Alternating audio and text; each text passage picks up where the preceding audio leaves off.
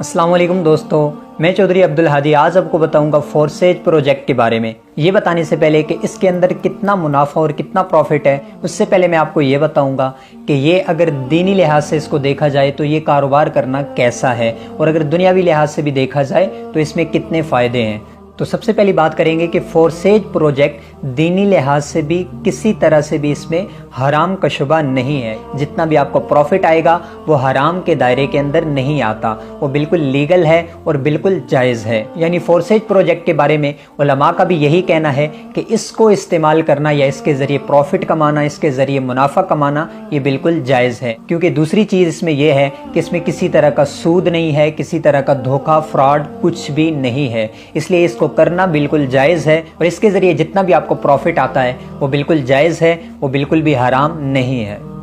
और अगर इसको देखा जाए दुनियावी लिहाज से तो फोरसेज प्रोजेक्ट के ऊपर काम करना आपके लिए क्यों ज़्यादा मुनाफे बख्श और क्यों फ़ायदेमंद है, उसकी सबसे बड़ी वजह यह है कि ये डिसेंट्रलाइज प्रोजेक्ट है, ये सेंट्रलाइज नहीं है। सेंट्रलाइज का मतलब ये होता है कि किसी भी कंपनी को ऊपर से हैंडल करने वाला कोई ना कोई एक बंदा बैठा होता है जो जब चाहे इसमें चेंजिंग कर सकता है, जब चाहे इसका प्रॉफिट कम कर सकता है, जब चाहे आपको जिस तरह से चलाना चाहे वो चला सकता है। लेकिन डिसेंट्रलाइज वो होता है कि वो एक दफ़ा जिसने डिज़ाइन कर दिया, जिसने बना दिया, जिसने जो इसका क्रिएटर है उसने एक दफ़ा इसको बना दिया, दोबारा वो खुद भी इसमें चेंजिंग नहीं कर सकता। हैकिंग क्रैकिंग की तो बात फिर साइड पे रह गई, क्योंकि डिसेंट्रलाइज ऐसा प्रोजेक्ट होता है जिसमें आप खुद उस चीज़ के मालिक होते हैं। आप जिस हद तक अपना कारोबार बढ़ाते हैं उसके आप खुद ही मालिक होते हैं, और इसके अलावा जितना भी इसका प्रॉफिट आता है वो सारा का सारा आपके अकाउंट में आता है, जिसके ज़रिए मतलब आप इजी पैसा या जायज़ कैश में उसको फौरी कैश पे हासिल कर सकते हैं।